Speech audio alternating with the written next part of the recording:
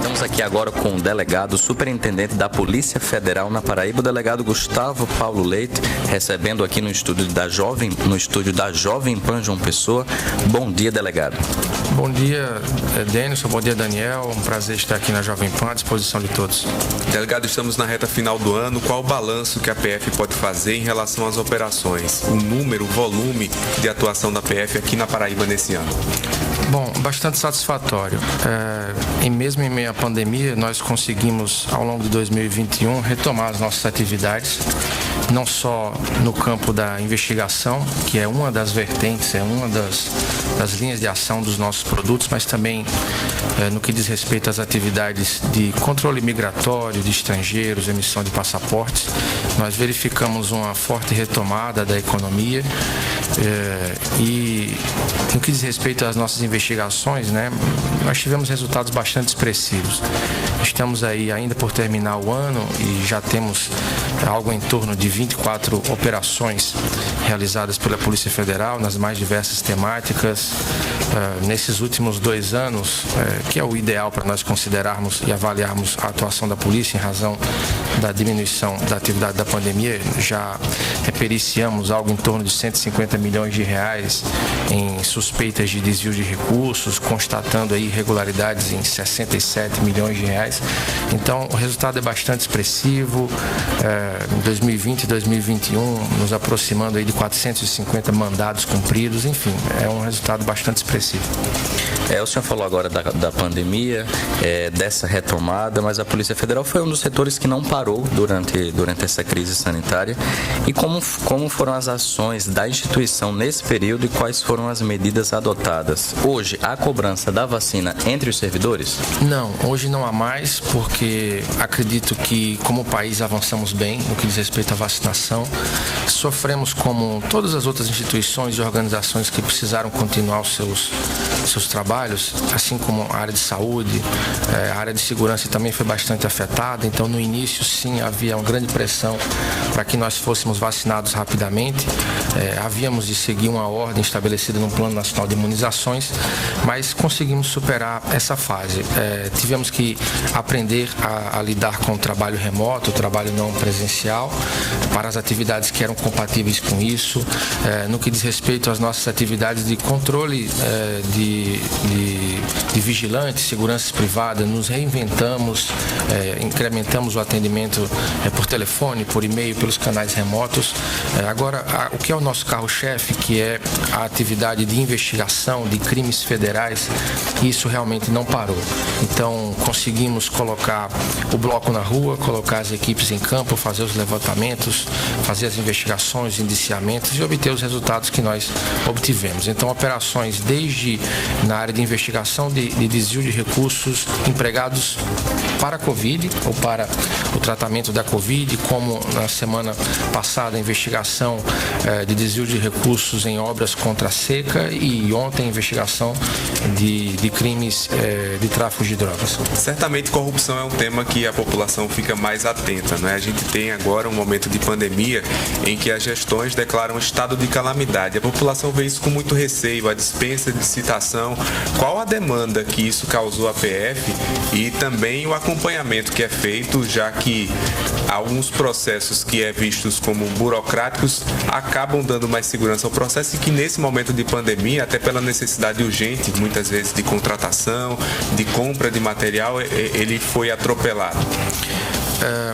Nós tivemos um desafio sobremaneira grande em razão da multiplicação dos processos de contratação direta, que são as contratações realizadas pelo poder público sem a licitação, sem o pregão.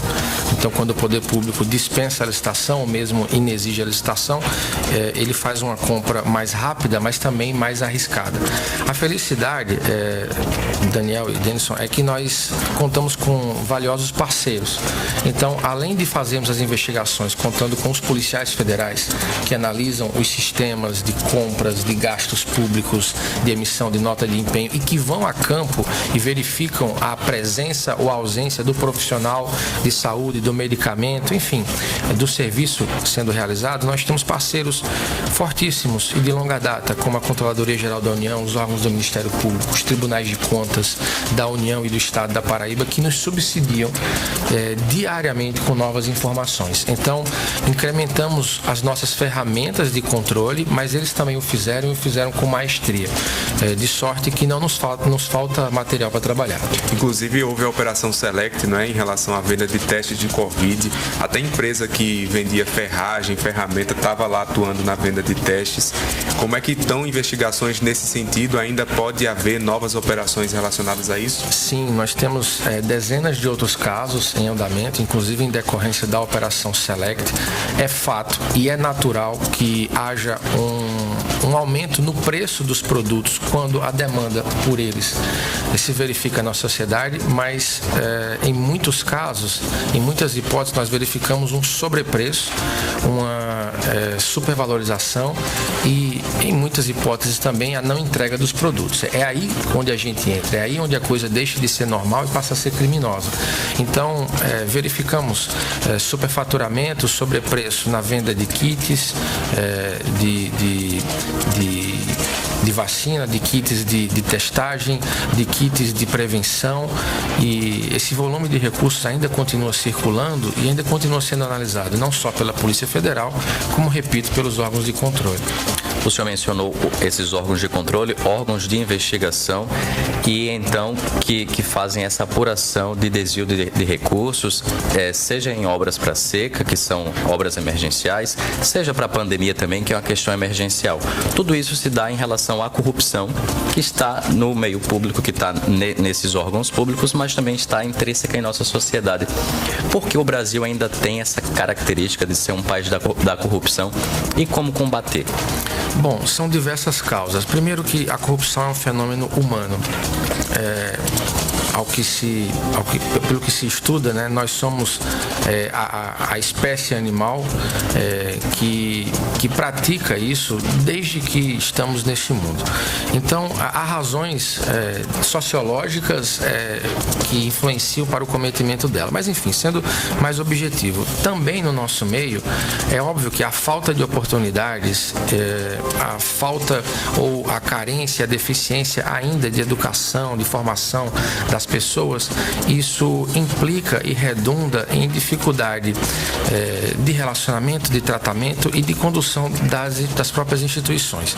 Então, nós temos um problema humano, nós temos um problema cultural, a corrupção está também no nosso meio, na nossa sociedade, desde quando nós somos um país organizado, dependente do Reino de Portugal, mas também independente, e também nós, como democracia, somos uma instituição, somos um país bastante recente, com instituições. Polícia Federal tem 75 anos de existência, a nossa Constituição é apenas de 1988, o Ministério Público tem essa formação apenas desde 1988, antes de 88 ele era um Ministério Público bastante diferente, mais advogado do Estado do que defensor da sociedade. Então nós ainda estamos aprendendo a lidar com isso. Nós temos aí como grandes aliados toda uma nova massa de profissionais, de policiais, de servidores, auditores, controladores bastante capacitados e engajados nessa tarefa, mas também uma sociedade muito mais vigilante, né, que, aliada com o papel de controle social realizado por vocês, da imprensa, tem fornecido bastante material e subsídio para as nossas investigações e apurações. Ou seja, eu enxergo a metade cheia do copo. Eu enxergo que estamos crescendo, que temos mais ferramentas, mais mecanismos de controle, mais sistemas, gente de menos, é verdade, mas aí é que está o pulo do gato. A gente tem que utilizar a tecnologia como nosso aliado para poder dar esse salto de qualidade e de quantidade. Ainda falando em corrupção, a Paraíba vem acompanhando ainda o desdobramento da Operação Calvário. Já são mais de 20 denúncias apresentadas pelo Ministério Público da Paraíba, e é uma operação que conta sempre com a participação da Polícia Federal. Ainda tem muito a vir em relação a Calvário? Sim, acredito que, especialmente no desdobramento processual, é possível que nós ainda sejamos demandados, nesse caso, pelo Ministério Público Estadual e pelo Poder Judiciário Estadual a contribuir, mas eu acredito que muito já foi feito na Operação Calvário, assim como na anterior, que lhe precedeu, a Operação Checkmate, ali envolvendo a apuração de desvios na área de Cabedelo. Enfim, mas nós estamos à disposição. Apenas uma observação quanto a isso. Nós temos, a Polícia Federal atua não apenas nos crimes federais, mas também em crimes estaduais quando demandados pelo Poder Judiciário. Então, essa é uma investigação que está muito sob a apuração do Ministério Público Estadual, né, que conta aqui e acolá com a nossa colaboração. Ontem a Operação Insônia desmontou um esquema de tráfico interestadual de drogas via postais aqui na Paraíba e mais 12 estados. Delegado, porque apesar de tanto esforço em investigações e operações, o tráfico ainda é tão resistente, como prevenir e reprimir esse tipo de crime? O primeiro motivo é porque ele é desejado por uma parcela pequena, mas considerável da sociedade. Só existe o tráfico porque existe o consumidor. Então, o uso e o abuso de drogas ilícitas, ele é um problema de saúde pública, ele não é um problema de polícia. Como fazer com que as pessoas dependam menos disso? Essa é uma questão, repito, de saúde pública. Também muito a ver com educação, com formação do jovem, com formação da criança. É um primeiro ponto. Segundo, porque é uma atividade extremamente lucrativa, né, que dá, enfim, rendimentos muito acima de qualquer outro tipo de investimento. Esse empresário do tráfico, ele trabalha como um empresário do mercado lícito. Ele trabalha com a possibilidade de ganho e a análise de risco. Se a possibilidade de ganho dele é grande e o risco de ele ser pego é baixo, ele vai utilizar ainda mais dessa ferramenta. Então, é com base nessas premissas que nós montamos as nossas investigações. Aqui nós temos uma parceria muito grande com as instituições do Estado de segurança, Polícia Civil, Polícia Militar, também com a Polícia Rodoviária Federal, em que basicamente nós separamos as nossas atividades. A Polícia Federal cuida de investigar o crime de tráfico de drogas no atacado, é isso que ela faz predominantemente, e a Polícia Civil também cumpre essa atividade, mas está junto com a Polícia Militar investigando o uso e o abuso ilícito, né, de entorpecentes. Então, também é um fenômeno humano cuja redução depende muito da formação, da preparação dos nossos jovens, das nossas crianças. Nós estamos conversando com o superintendente da Polícia Federal na Paraíba, o delegado Gustavo Paulo Leite. Delegado, eu queria falar sobre a política e como ela pode interferir ou não na atuação da Polícia Federal. O presidente Bolsonaro teve um ministro, Sérgio Moro, que saiu, inclusive, acusando que a Polícia Federal poderia estar sofrendo a interferência da Presidência da República. Qual é a independência que a Polícia Federal tem hoje aqui no país? Olha, quem fala pela Polícia Federal no Brasil é o diretor-geral, Dr. Paulo Gustavo Maiorino, e, enfim, cabe a ele tomar esse microfone. O depoimento que dou é o seguinte, é de que a Polícia Federal ela é uma instituição de bases sólidas, de pessoal sério, competente, qualificado. E falando pelo estado da Paraíba, que é aquilo sobre o que eu posso dar um depoimento talvez mais preciso, eu lhe asseguro que essas interferências, né, se é que existem, se é que são procedentes, elas não chegam à nossa atividade, né? Não tenho notícia, venho inclusive de longos anos de trabalho no outro estado, o estado do Maranhão, o estado que também vive a política bastante intensamente, assim como nós vivemos no estado da Paraíba, e durante os 7 anos e meio em que passei por lá, presidindo investigações, conduzindo operações, executando e cumprindo mandados de busca, de prisão, de indisponibilidade de bens, nunca sofri na minha atividade, por exemplo, qualquer tipo de pedido ou de interferência. Então, isso é algo que não nos afeta, passa ao largo da instituição. A instituição ela se move pelos seus objetivos, que é cumprir as suas diversas competências. Muita gente conhece a Polícia Federal apenas pela sua vertente de polícia de investigação, mas nós também somos polícia de fronteiras, polícia de migração, polícia aeroportuária, polícia portuária, polícia de controle de atividade de armas, controle de atividade de químicos, polícia internacional. nós somos a Interpol no Brasil, enfim, e desenvolvemos essas atividades com absoluta tranquilidade, independência. Quem é o senhor da investigação é o presidente do inquérito, que é o delegado do caso, ele e sua equipe, junto com o órgão do Ministério Público e o Poder Judiciário que atuam na hipótese, é que decidem a condução e como vai se dar o andamento da investigação. Mas o senhor não teme a autonomia do órgão ser prejudicada diante dessas investigações aqui no Brasil? Não porque nós não temos precedentes disso aqui no estado da Paraíba.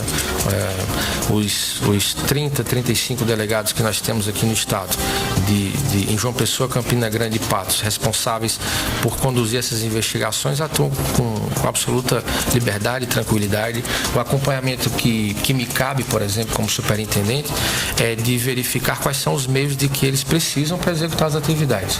Durante as investigações, o que é que eles precisam? De mais pessoal, de mais equipamentos, de mais HDs externos para poder fazer análise de dados, de mais ferramentas e softwares. E durante a execução, como por exemplo dos 48 mandados ontem, o que é que precisam? De carros, de pessoas, de coletes. É isso que a gente providencia. Qual a principal demanda hoje da Polícia Federal aqui na Paraíba? Efetivo, de investimento em tecnologia? O que é que ainda é necessário ser investido para facilitar e avançar o trabalho da PF? Bom, o quantitativo de pessoal. Veja, eu vou fazer alguns comparativos. Não tenho os números precisos, mas, por exemplo, o comandante Euler, comandante decano da Polícia Militar da Paraíba, que faz um brilhante trabalho, ele deve contar em sua força com algo em torno de 10 a 12 mil policiais militares. E o que é um grande número, mas evidentemente isso não é o suficiente para que ele cumpra idealmente a sua missão. A Polícia Civil do Estado da Paraíba, de onde eu sou egresso, fui delegado da Civil aqui há alguns anos, há muitos anos atrás, deve ter algo em torno de 2.000 a 2.500 profissionais. A Polícia Federal na Paraíba tem 290 policiais, então vocês terem uma ideia. A nossa gama de atribuições, ela é diferente, eu não diria que é menor, ela é diferente, ela tem uma complexidade também diferente, então nós temos que fazer milagres. Então essa seria a principal demanda, mas essa é uma demanda de todo o país. A Polícia Federal no país tem menos policiais militares do que a PM da Paraíba. Falta investimento, então? Eu não sei se é apenas uma questão de investimento. Hoje a gente tem que lidar melhor com as tecnologias. Hoje, um policial ele tem que estar qualificado em ferramentas de investigação de crimes cibernéticos, por exemplo, que potencializam a sua atuação, entende? Então, é muito que nós temos um concurso sendo realizado na Polícia Federal. Não sei os dados precisos, mas talvez o maior concurso da história da Polícia Federal. Então, o governo e a União têm feito aquilo que é possível. Mas realmente é preciso aumentar a capacidade de atuação desse órgão. No mais, em termos de estrutura, nós temos hoje a melhor superintendência do país. Vocês são os nossos convidados, se não foram, quiserem conhecer, estão convidados, mas nós temos a melhor superintendência, os melhores equipamentos, a melhor estrutura, o melhor prédio do país, sem dúvida nenhuma. Proximidade com a população. A população geralmente tem mais contato com a Polícia Militar, que faz esse trabalho ostensivo nas ruas. Como é que a Polícia Federal está atuando para chegar próximo à população, até para receber denúncias e ter essa colaboração que é importante também? Perfeito. Nós, em nossas unidades, atuamos 24 horas por dia, e 7 dias por semana. Recebemos cotidianamente cidadãos que, pelos diversos meios, hoje em dia pelo e-mail, pelo canal de ouvidoria, do Denuncie da Polícia Federal, no site do Governo Federal, encaminham as suas reclamações.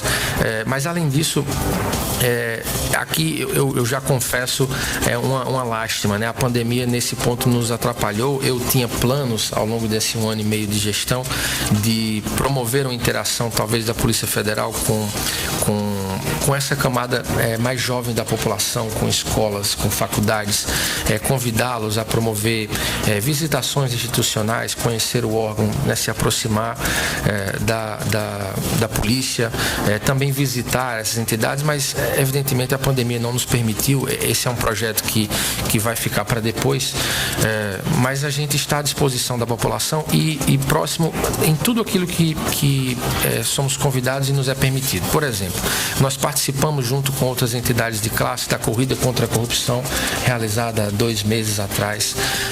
Nós vamos participar agora também no mês de dezembro do Dia Internacional de Combate à Corrupção, num evento multi-institucional, multilateral, que acontecerá na Fortaleza Santa Catarina, em Cabedelo. Nós participamos e atuamos na Semana Nacional Antidrogas.